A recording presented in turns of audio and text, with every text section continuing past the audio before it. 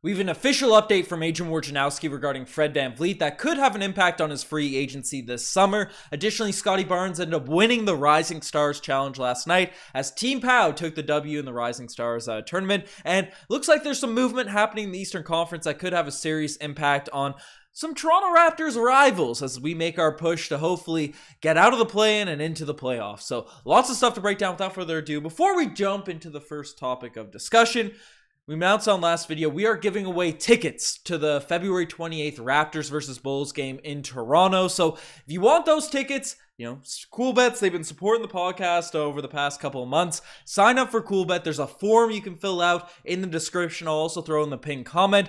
Fill it out, literally just your name and email, and then sign up for CoolBet with a screenshot. Completely free to sign up. All it takes a minute or two, right, for you to throw in, sign up for CoolBet, and then you'll be entered to win free Toronto Raptors tickets. 2 tickets to the Toronto Raptors game against the Chicago Bulls and on February 28th. And we're also giving out some other prizes, including $50 gift cards, some cool bet hoodies, a lot of stuff, some hats and all that. So we're giving a lot away. So if you want to win in on that, definitely sign up for CoolBet and fill out the form down below. But we got some news to dive into, and the first thing we're taking a look at is Fred VanVleet, official update from Adrian Wojnarowski. Now, Fred VanVleet, there's been a lot of chatter about Fred VanVleet, Jakob Poeltl, and Gary Trent Jr. ever since the trade deadline has gone down in terms of what the Raptors might do with their 3 unrestricted free agents. Now, before the trade deadline, some heads were turned amongst Raptors land when there's rumors, when there's rumblings that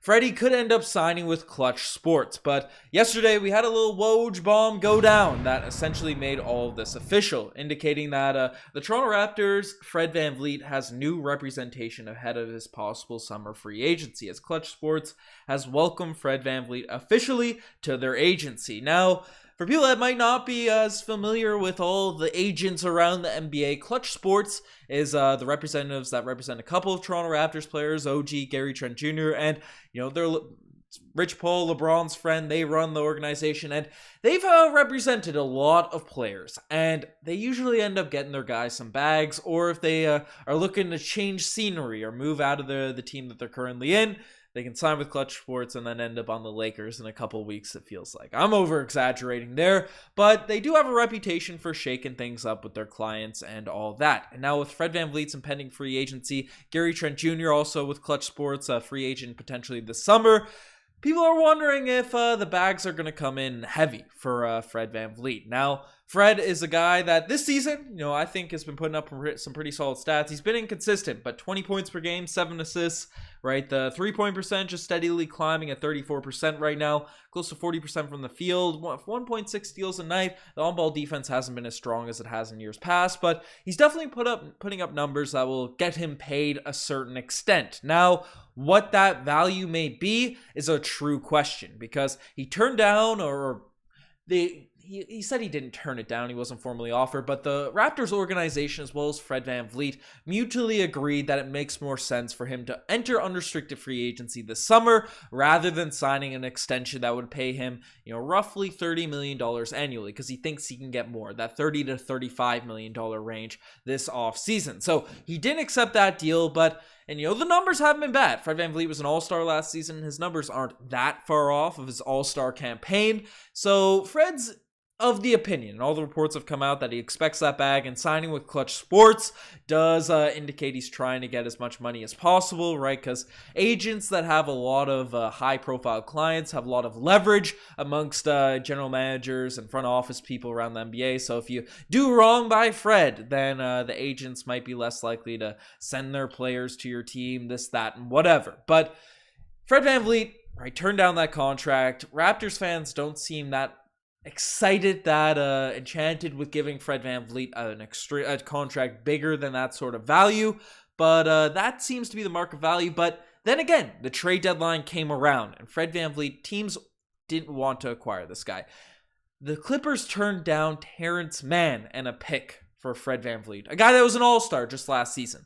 Right, they didn't want to bring him in as they think he's a rental and don't think he's worth the value he's going to command on the open market. The Bucks turned down Grayson Allen and a pick.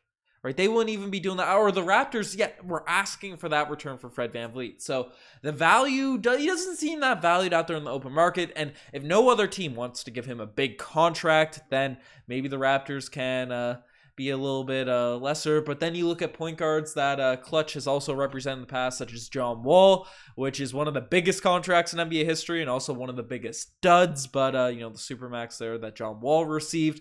But then again, you turn your heads and you look at the contracts maybe from an OG Anunoby, which was negotiated by Clutch Sports with the Toronto Raptors. That was a really team-friendly deal looking back at it. So, this could go one of two ways, but it's going to be interesting to see what Fred VanVleet's market value is. Apparently, the Magic are also a team that want to give Fred VanVleet a big contract this summer.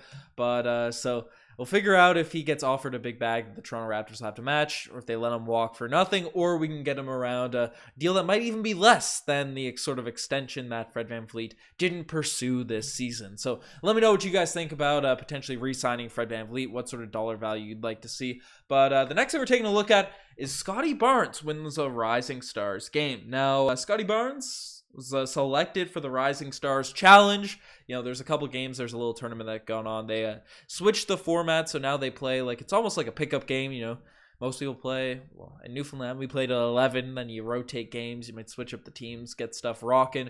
But Scottie Barnes, they made the Rising Stars Challenge in that sense. And Scottie was on Team PAL playing with Jose Alvarado, Benedict Mathurin, and they had a pretty fun watch. And Scottie Barnes had a pretty electrifying highlight. Don't mind all the crazy stuff I have going on in the background. Just don't want to get flagged by any lame people that are be out here claiming highlights. But Scottie Barnes had a little ferocious dunk early on in this game there, and it's kind of reminiscent of the vicious slam he had over, I believe it was the Bulls earlier this season. So, Scottie had some highlight plays. He was throwing some no-look passes, but his team, much to the heroics of Jose Alvarado, hitting some fadeaway shots. I believe Jose also got the MVP of the game, or the Rising Stars Challenge of the tournament.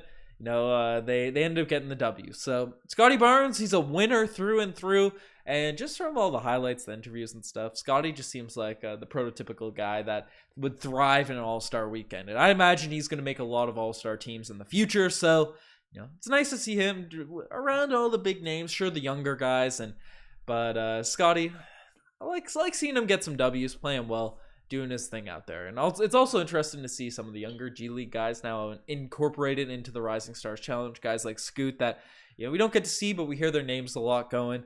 But what were your thoughts on Scottie Barnes' performance in the Rising Stars Challenge? And the final thing we're taking a look at is Eastern Conference rivals potentially improving this not deadline, but buyout free agency period. As news came out, another little Woj bomb has been dropped regarding Kevin Love of the Cleveland Cavaliers, as essentially Kevin Love and the Cleveland Cavaliers have completed a contract buyout, and the Miami Heat are a front runner to sign Kevin Love, but he plans to talk to the Philadelphia 76ers before making a decision. So that's an official report from Adrian Wojnarowski, and a second report came out essentially indicating that the Kevin Love is strongly considering a move to the Miami Heat, per Tim Reynolds. So there's also some chatter that the Cavs might not buy him out if he goes to the Miami Heat, and they're trying to work that thing out because the Heat are in desperate need of sort of more players that are capable of playing in their front court. And Kevin Love, while he, nothing too crazy. I mean, he was bought out by the Cavs, who are a team that's competing. But Love, 8 points, 9 points per game, 7 rebounds, 2 assists. The defense has fallen off a little bit, but he still knocks down the three ball 35%. Not that efficient from the field, but a guy that's won an NBA championship, that was formerly one of the best players in the NBA, especially in his Minnesota Timberwolves days, where he was putting up a lot of points and a lot of rebounds. And maybe in a setting like Miami, get more minutes, get more opportunities with the ball. Could maybe not completely get back to those, definitely not the Minnesota Timberwolves days, but playing off stars and stuff the way he did in his main era with the Cleveland Cavaliers. So the Heat desperately need a power forward, so he can come in and slide in at that point. And this could be bad news for the Raptors. As you look at the standings right now, Toronto is currently the 10th seed in the East, basically neck and neck with the Wizards.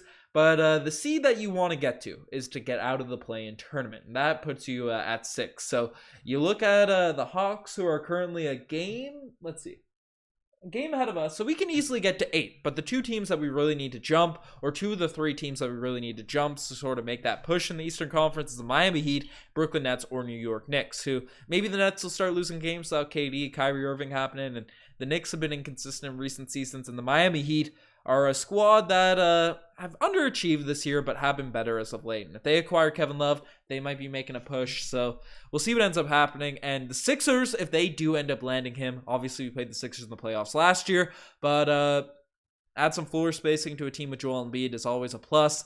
So that could make their team a little bit challenging. But I don't want to over dramatize this. K-Love, not the greatest on defense these days. That's why he's fallen out of the Cavs rotation, because they have a glut at the front court position. So, Kevin Love didn't really find his need there. So let me know what you guys think about all this news in the comment section below. As mentioned, if you guys want free tickets to the Chicago Bulls Toronto Raptors game, definitely hit that or sign up for that form down below. Sign up for CoolBet. But you guys are the best. I'm signing out.